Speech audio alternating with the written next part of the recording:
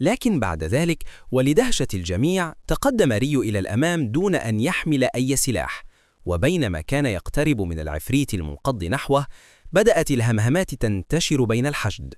حاول الجميع تحذيره قائلين أن ما يفعله خطر للغاية، لكن ريو كان يبدو وكأن لديه خطة مختلفة في ذهنه، وبقوة مذهلة وجه ركلة قوية أرسلت العفريت طائرا للخلف مما صدم جميع الحاضرين. غير ريو خطته وقرر أن يظهر قوته الكاملة أمام الجميع، فقد كان ذلك جزءا من خططه المستقبلية.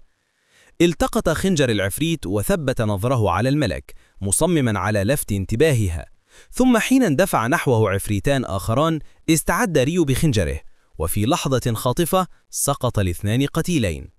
اندهش الجميع وبدأوا بالهتاف قائلين كم هو رائع ريو، لكن أحدهم تمتم قائلا إن هؤلاء العفاريت ربما ضعفاء، وأنه هو أيضا يستطيع قتلهم بسهولة، معتقدا أن الأمر ليس صعبا.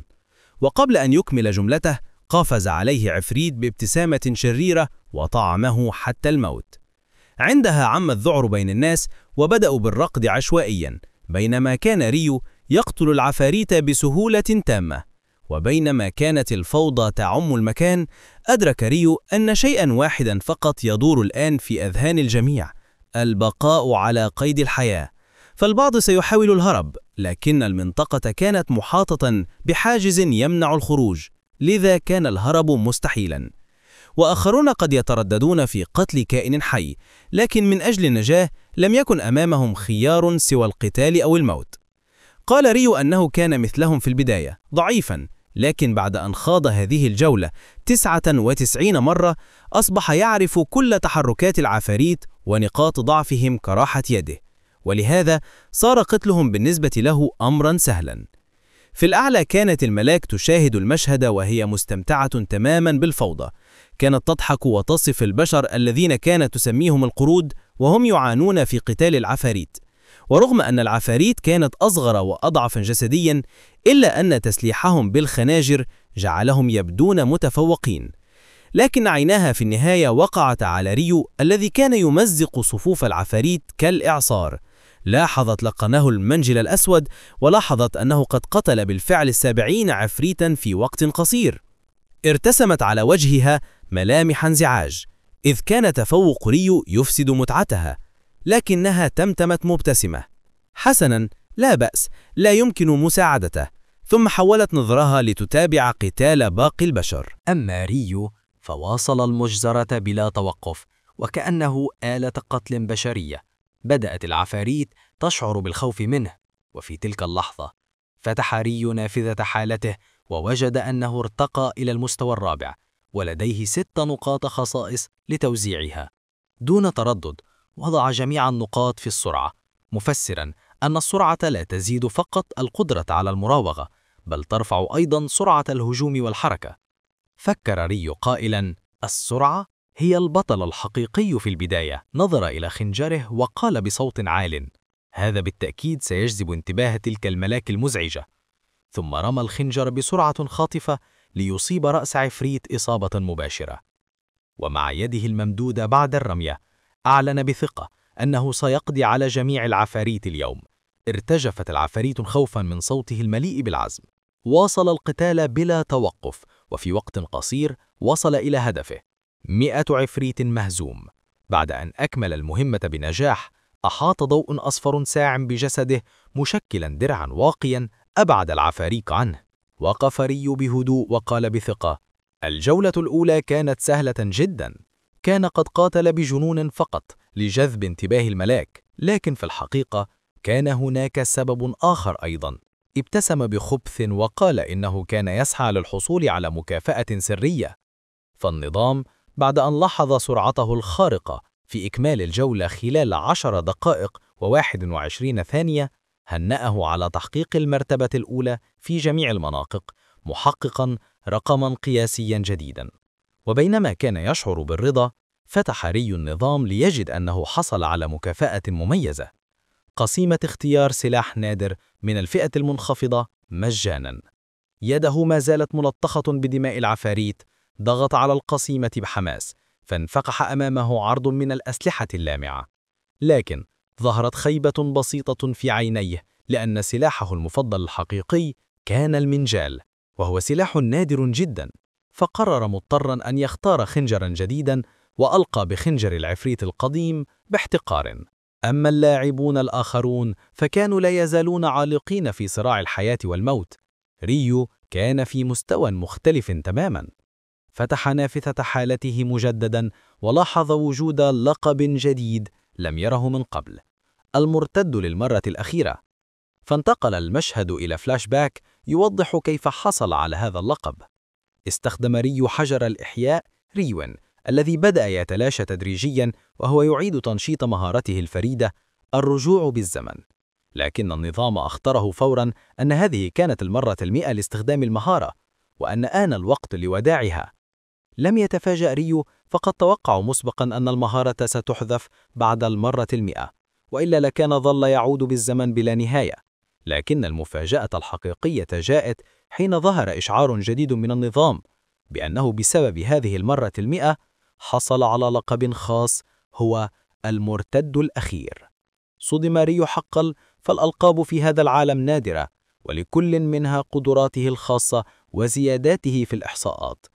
وبينما كان يفحص ميزات اللقب الجديد، اكتشف أنه عند موته سيبعث مجددا بصحة كاملة، وسيكون بإمكانه اختيار المكان الذي سيبعث فيه، لكن لمرة واحدة فقط. ابتسم ريو ابتسامة حقيقية هذه المرة، ووضع ذقنه على يده، مدركا أنه حصل على شيء ثمين جدا. بعدها تمدد قليلا وقال لنفسه بملل: أتساءل كيف حال يونغ الآن؟ نظر حوله ورآه ما يزال يقاتل، فابتسم قائلا في نفسه: يبدو أنه سينجو من هذه الفوضى كالعادة. ومع مرور الوقت بدأ المزيد من المشاركين بإكمال مهامهم. أما الملاك فبدت وكأنها على وشك النوم من الملل. قالت وهي تتفاءب: أصبح الوضع مملا جدا الآن. عدد البشر على الأرض أصبح مساويا تقريبا للعفاريت. لكن الحقيقة كانت عكس ذلك، فالبشر كانوا في حالة يرثى لها. بعضهم يلفظ أنفاسه الأخيرة، وآخرون يبكون وهم يحتضنون أحباءهم. ثم خطرت للملاك فكرة شريرة لتزيد الأمور سوءا. وبينما كانت فتاة سوداء الشعر تنظر برعب إلى زوجها الجريح، بدأ جسده يتلاشى شيئا فشيئا. ولم يكن وحده، بل كل الجثث حولهم اختفت فجأة.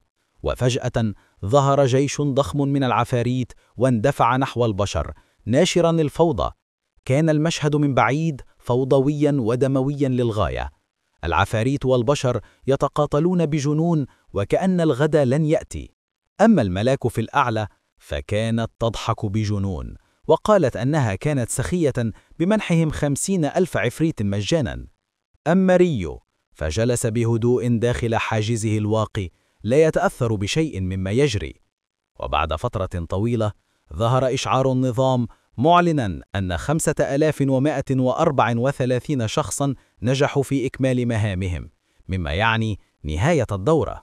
ثم اختفى جميع العفاريت فجأة، تاركين الجميع في حيرة، لتعلن الملاك الخبر الصادم: بما أن نصف المشاركين فقط اجتازوا الاختبار، فإن النصف الآخر لن يكتب لهم البقاء.